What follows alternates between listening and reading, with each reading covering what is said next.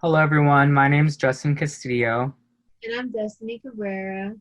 and for our presentation, we are going to be talking about skin cancer. So, during my freshman year of high school, I had a substitute teacher in my Spanish class who was gone for like the first 2 months, and none of us really knew of my teacher's absence. But when my teacher finally came back, I distinctly remember seeing like a white cast around her nose, and it turns out that she actually had basal skin cancer. And my teacher always said that she had always spent her time outside in the sun and lacked to put on any protection such as sunscreen on her nose or any parts of her body as a child and as an adult. And my teacher's experience made me realize that anyone can get this disease, including myself. Okay, so today we will give you an overview of skin cancer and we will discuss what causes skin cancer types, the risk factors, and symptoms and how to prevent and treat this disease. So let's face it, we are constantly exposed to sunlight almost every single day of our lives. And while we often strive for this perfect tan or glowing complexion, we forget to realize that the exposure to sun can also speed the effects of aging and the effects of developing skin cancer. So, skin cancer is actually an abnormal growth of abnormal cells in the epidermis, also known as the most outermost skin layer, caused by unrepaired DNA damage that triggers mutations. And these mutations can actually lead to skin cells multiplying rapidly, forming malignant tumors, and form masses of skin cancer cells. It generally develops in areas that are exposed to sun, but it also can form in places that are not exposed to sunlight. And the majority of skin cancer is caused by overexposure to ultraviolet light. And the three types of ultraviolet light includes ultraviolet A, B, and C. And in this way, light damages the fibers in the skin, which is also known as elastin, and sags and stretches out the skin. It may also bruise and tear up the skin as well. So most UV rays that reach the surface of the Earth are UVA rays. As you can see in the diagram, the UVA rays are directly hitting deeply into the skin and can damage the connective tissue as well as the skin's DNA. UVB rays are absorbed by the ozone layer, so fewer sun rays are able to hit the skin, while UVC rays are very dangerous, but they are almost completely absorbed by the ozone layer, as you could see on the diagram, that barely or not even hits the skin. Now, here's Destiny to discuss the different types of skin cancer. Okay, so there are three types of skin cancer: basal cell carcinoma, squamous cell carcinoma, and melanoma. So the first one I will be discussing is basal cell carcinoma. It's the most common type of skin cancer. In the US alone, more than 4 million cases are diagnosed each year. It arises from abnormal or controlled growth of basal cells.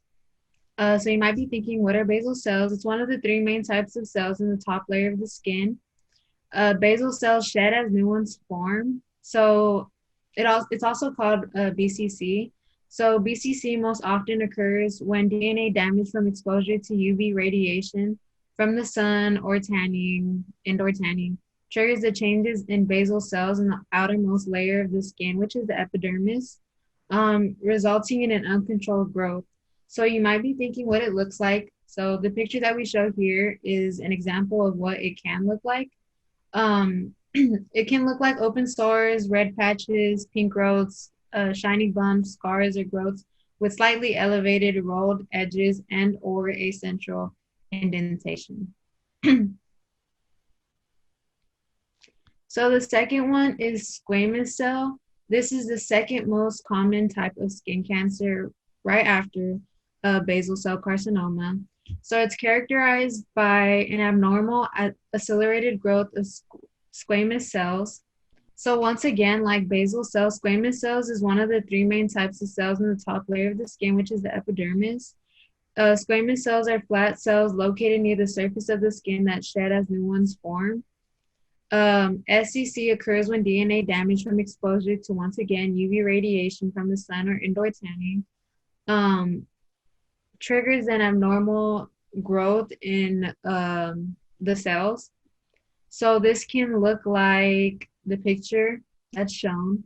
And it can also appear as scaly red patches, open sores, rough, thickened, or wart-like skin, raised growth with a central depression, and at times it can crust over, itch, or bleed. The lesions most commonly arise in skin-exposed areas of the body. So the third and last skin cancer type is melanoma. It's actually the most dangerous type of skin cancer. It begins in cells known as melanocytes. And basically, melanocytes are once again found in the upper layer of the skin. They produce a pigment known as melanin, which gives the skin its color. There are two types of melanin. When the skin is exposed to UV radiation, it causes the damage that triggers the melanocytes to produce more melanin. Basically, melanoma occurs when DNA damage causes a mutation in these types of cells. So when thinking about what it looks like, you can think of the ABCDE method, which is asymmetry, border, color, diameter, and evolving. And Justin will further talk about that, so I'm not going to go too in depth about it. Now here's Justin to explain the risk factors and symptoms of skin cancer. So there are many risk factors of developing skin cancer or even getting skin cancer. So the first main parts include genetics and lifestyle, as well as immune suppression and inherited conditions. So individuals with relatives with skin cancer are also at high risk. If one of your parents or siblings has had skin cancer, you're also at high risk of developing skin cancer as well. And while most moles may never develop into cancer, having many moles around your body, like maybe 100 moles, will also increase your risk of developing melanoma. And according to Mayo Clinic, smokers are more likely to develop squamous skin cancer around, particularly on their lips. And people with weak immune systems caused by viruses or diseases, such as HIV or AIDS, are also more likely to get non-melanoma cancers.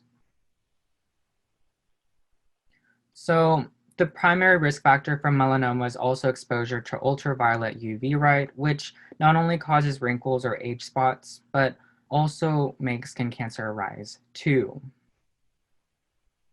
According to Cleveland Clinic, 80% of sun exposure happens before the age of 18. So people who live in bright areas around year-round are more exposed to sunlight, thus being able to increase the risk of getting skin cancer.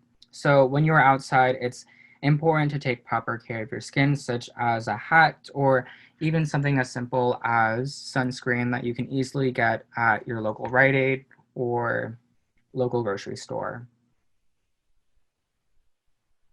And there are many signs and symptoms of developing skin cancer. The most common warning sign of skin cancer is a change of the skin, typically a new mole, a new skin lesion, or a change in existing mole. And as Destiny earlier discussed, when looking for melanoma, think of the ABCDE rule that tells you the signs to watch for, such as asymmetry, which is seeing the opposite sides, checking the edges of your mole, the color, the size, and if it's changing, bleeding, or ends up scratching you as it develops on. So now here's Destiny on how to treat and reduce skin cancer. So, like you said, we will be talking about treatment and how to reduce skin cancer. Okay, so the first one is therapy. So there's different types of therapy. For starters, there's radiation therapy, which is a cancer treatment that uses high energy X-rays or other types of radiation to kill cancer cells and keep them from growing. External radiation therapy uses a machine outside of the body to send radiation towards the area of the body with cancer. So there's also chemotherapy, which is a cancer treatment that uses drugs to stop the growth of cancer cells, either by killing the cells or by stopping them from dividing. Less frequently used methods include photodynamic therapy, immunotherapy, targeted therapy, and chemical peel.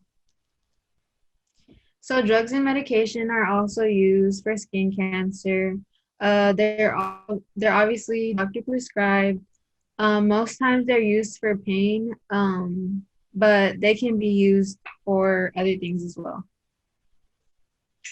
And now we will show you a quick video by the University of Michigan about some quick ways to prevent yourself from developing skin cancer.